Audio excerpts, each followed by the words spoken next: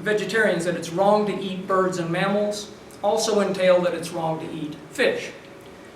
Now, one of the most straightforward arguments for the immorality of eating meat is based on several widely accepted common sense moral principles, principles which you, no doubt, already accept.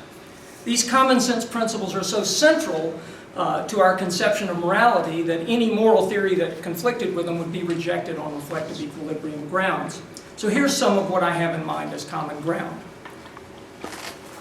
It's wrong to knowingly harm conscious sentient animals for no good reason. It's wrong to knowingly cause conscious sentient animals to suffer for no good reason. In fact, Robert Audi said this was self-evidently, a priori self-evident in last night's talk. It's wrong to knowingly kill conscious sentient animals for no good reason. Now I need to just say a little bit about what counts as a good reason. I have this on the bottom of your handout. A good reason must be morally weighty enough to justify the behavior in question. It must be morally weighty enough to override the most significant interests of the animal in question. And then I have a terminology, so if you, for a sort of an acronym for harm, suffer, and kill, HASC. HASC practices are practices that harm animals, cause them to suffer, or kill them for no good reason. And it's wrong to knowingly participate in or support those who engage in HASC practices by purchasing their products. These principles are not in dispute. Even the most ardent defenders of animal use endorse these principles. For example, Carl Cohen, he tells us if animals feel pain, we surely ought cause them no pain that cannot be justified, nor ought we to kill them without reason. He goes on, he says, our obligations to animals arise not from their rights, I believe, but from the fact that they can feel pain, and from the fact that we, as moral agents, have a general obligation to avoid imposing needless pain or death. Peter Carruthers tells us, it'll be useful to have a rough idea at the outset of what our common sense morality tells us about the status and appropriate treatment of animals. Most people hold that it's wrong to cause animals unnecessary suffering. Opinions will differ as to what counts as necessary, but all will agree that gratuitous suffering, suffering caused for no good reason, is wrong. So with that as the common ground, the common moral ground that we all share, I turn to the anti-HASC argument for ethical vegetarianism. Premise 1. All forms of meat-producing animal agriculture are inherently HASC practices. Premise 2. It's wrong to engage in or support HASC practices. That is, it's wrong to engage in or support practices that inflict harm, suffering, or death on conscious sentient beings for no good reason. That's just sort of conjoining P1 through P4. When one purchases and consumes meat, one is knowingly participating in and supporting HASC practices. Therefore, it's wrong to purchase and consume meat. Now the argument turns on its major premise, premise 1. And I defend that in 2 steps. Step 1, show that animal agriculture actually harms animals, causes them to suffer, and kills them. Step 2, show that there's no good reason to treat animals in this way by showing that eating meat serves no human need that cannot be better met by eating plant foods.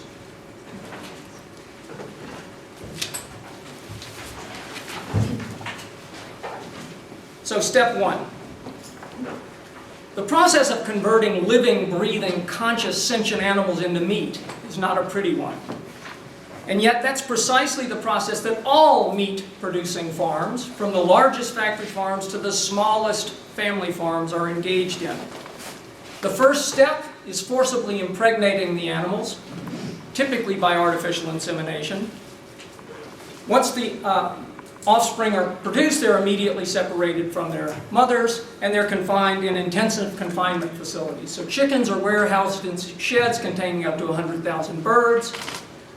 Turkeys are raised in total confinement. Hogs are raised in total confinement. And in these intensively confined situations, the animals have to stand in their own waste. They have to breathe the noxious ammonia fumes from their urine, which cause lung and eye irritations. And they become aggressive. they develop what the industry calls vices, where they attack each other and sometimes even resort to cannibalism. So to prevent wide-scale losses from these aggressive behaviors, the animals receive preemptive mutilations. For example, chickens are debeaked using a hot blade that slices through the highly sensitive horn of the beak. Effects of debeaking causes blisters in the mouth and in some cases causes painful neuromas, as pictured here. Cows and baby bulls and baby pigs are castrated without anesthesia for easy identification. Cows are branded. Again, all of these procedures are done without any form of anesthesia. Other forms of mutilation include teeth pulling, tail docking, ear tagging and clipping, and so on. Finally, after an entire life of torment and frustration, the animals are inhumanely slaughtered. They're hung upside down by their hind legs and taken by conveyor to the slaughterer who slits their throats. In all kosher cases, and in any case where the animal's improperly stunned, the animal's fully conscious during the entire slaughtering and throat-slitting ordeal. So the ugly reality is there's simply no way to raise animals for human consumption without harming them and without killing those animals. Meat production, by its very nature, involves harming animals, causing them to suffer, and killing them. Okay? Step 2. Elsewhere, I've actually defended the health benefits of plant-based diets extensively. I'm not going to reiterate all those studies there. Here I'm going to just simply report the positions of 4 highly respected disseminators of nutritional information. So the first comes from the American Dietetic Association and the Dietitians of Canada, the two professional dietitians, the two professional organizations of registered dietitians in both countries. It is the position of the American Dietetic Association and Dietitians of Canada that appropriately planned vegetarian diets are healthful, nutritionally adequate, and provide health benefits in the prevention and treatment of certain diseases.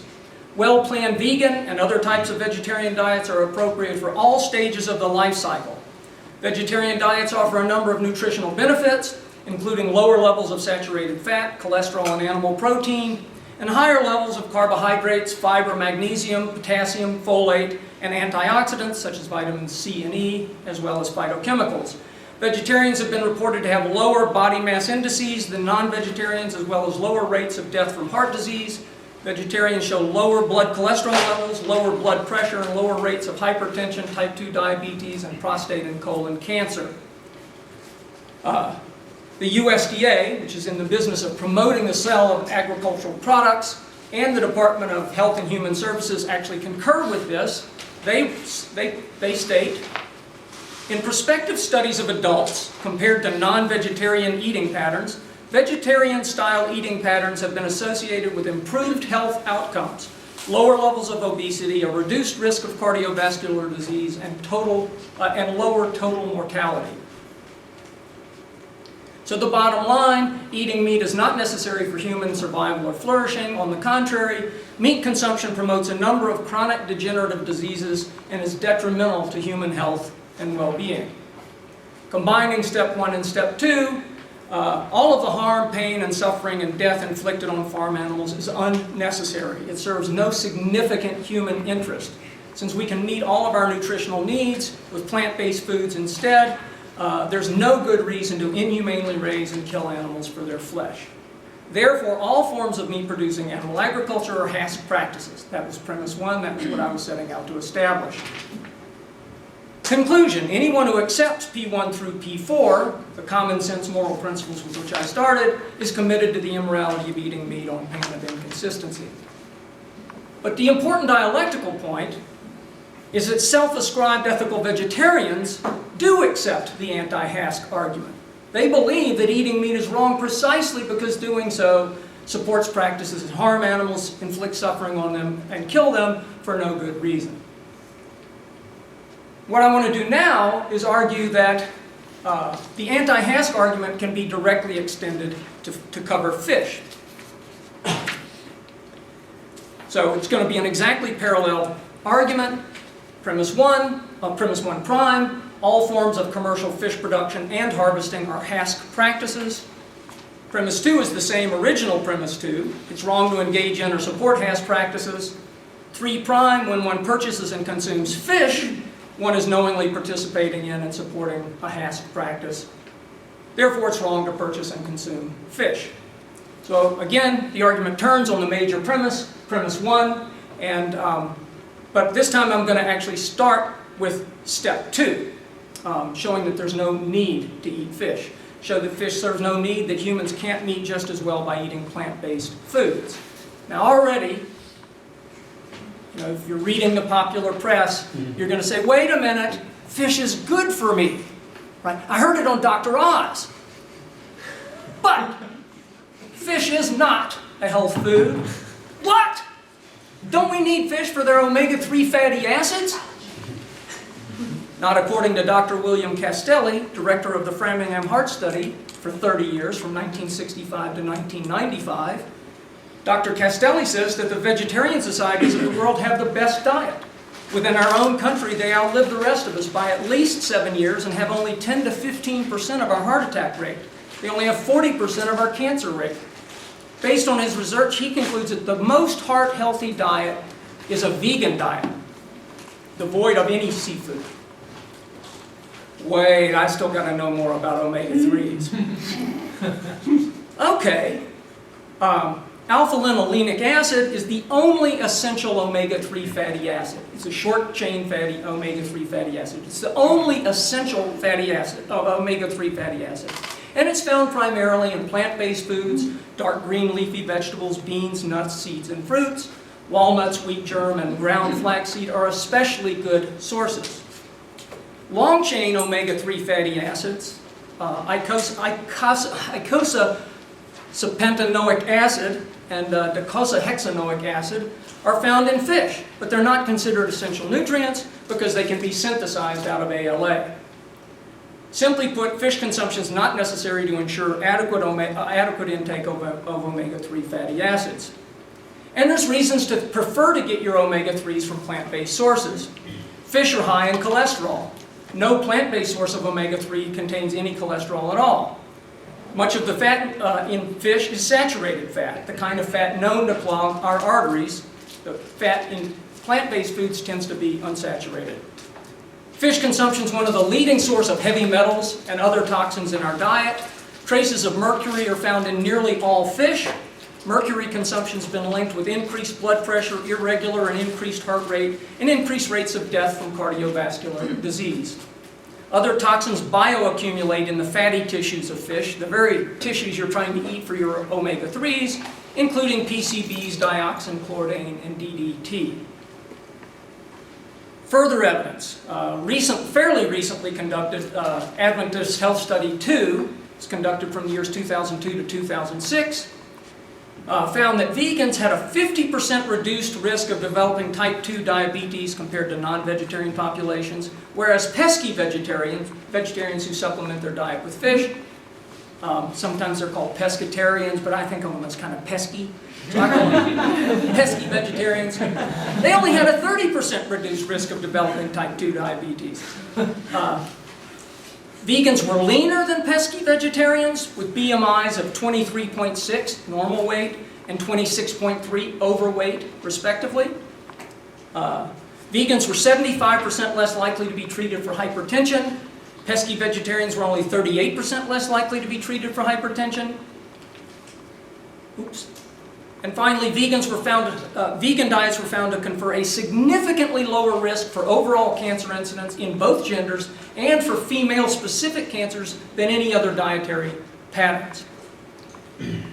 So, completing step 2 prime, there are compelling reasons to think that a 100% plant-based diets are nutritionally superior to fish-supplemented plant-based diets. But that conclusion is far stronger than I need to successfully defend step 2 prime. All that's required is to show that fish consumption is nutritionally unnecessary, and to show that, all that one needs to show is that vegan diets are as nutritionally adequate, heart-healthy, and cancer-protective as fish-supplemented plant-based diets. And about that, there's no dispute. The American Dietetic Association, the Dietitians of Canada, the Physicians Committee for Responsible Medicine, Dr. William Castelli of the Framingham Heart Study, the USDA, and the U.S. Department of Health and Human Services all agree that plant-based diets are as nutritionally adequate, heart healthy, and cancer preventative as non-vegetarian diets, including pesky vegetarian diets. The bottom line, fish consumption is not an essential part of an optimal diet. There's no nutritional need to eat fish. Since we can easily meet all of our nutritional needs with a plant-based diet totally devoid of fish, nutrition does not give us a good reason to eat fish. Now, turning to step 2, right? This is probably where a lot of fish eaters dig in their heels. If fish aren't conscious sentient beings, then they can't suffer.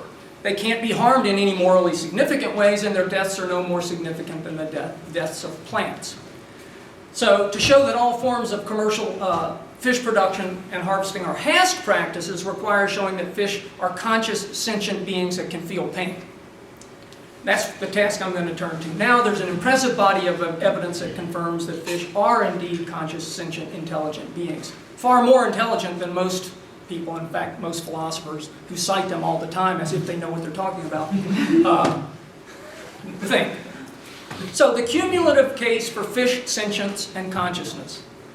Let's start by looking at the anatomical and neurophysiological evidence of pain perception in fish. Victoria Braithwaite and Mike Gentle took cross-sections of all 3 branches of the trigeminal facial nerve of trout, and they found both myelinated A delta fibers that are responsible for first or acute pain in humans, and they found unmyelinated C fibers that are responsible for secondary or restorative pain in humans. Then, they demonstrated that of the 58 receptors scattered all over the face and snout of trout, 22 of these receptors were nociceptors that detected at least